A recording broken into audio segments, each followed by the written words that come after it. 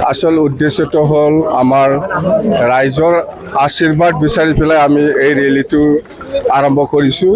যোৱা 6 তাৰিখত গোসাইগাঁৱত হৈছে প্ৰথম আৰু আজি ছেকেণ্ড, এইখিনি কথা। মুঠতে উদ্দেশ্য এটাই, ৰাইজৰ আশীৰ্বাদ বিচাৰি আমি এইখিনি ৰেলীটো আমি কৰা হৈছে। আজি ছেকেণ্ড টাইম। অহাকালি আকৌ আমাৰ ভেৰগাঁৱত হ'ব 10 তাৰিখত, 11 তাৰিখত চালবাৰীত হ'ব, 12 তাৰিখত আকৌ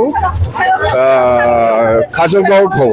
এনেকুৱা আমাৰ শ্বেডিউল প্ৰগ্ৰাম আছে। মুঠতে আমি ডিষ্ট্ৰিক্টে যাই পেলাই BPF দল হিচাপে আগন্তুক নিৰ্বাচনটো লৈ পেলাই ৰাইজৰ ওচৰত যাই পেলাই আশীৰ্বাদ বিচৰাটো আমাৰ দলৰ মেইন উদ্দেশ্য। এইটোৱে। নাই, অতি সোনকালে দিব। 22টা সমষ্টিটো অলৰেডি দিয়া হৈছে আৰু দিব অতি সোনকালে, চিন্তা কৰিব নালাগে। 15 আগষ্টৰ ভিতৰত আপোনালোকে পাব ছেকেণ্ড যিটো কেণ্ডিডেটছৰ লিষ্ট। যেহেতু একশই আহ্বান কৰিছে ইউনিফিকেশ্যনৰ কথা কৈ আছে, তেওঁলোকে কি ক'ব এইখন? নাই, ইউনিফিকেশ্যনৰ ক্ষেত্ৰত BPF দলে এক নম্বৰ আগ্ৰহী। BPF দলে সদায় আছোঁ ইউনিফিকেশ্যনৰ ক্ষেত্ৰত। কিন্তু ইউনিফিকেশ্যনৰ ফৰ্মুলাটো কেনেকুৱা, ফৰ্মুলা দেখাই দিয়ক। লেঠা দিছে।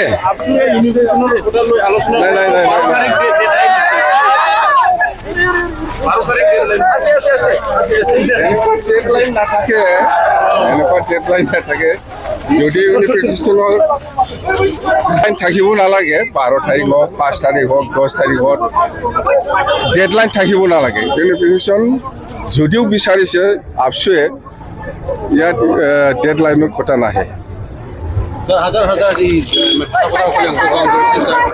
নাই, আমাৰ BPF দলৰ কিবাটো স্পষ্ট। সকলো জাতি জনগোষ্ঠী আছে আমাৰ লগত আৰু আমি এইটো লৈ পেলাই আগবাঢ়ি আছোঁ দেই। হ'ব, মই ভালকৈ ক'ম।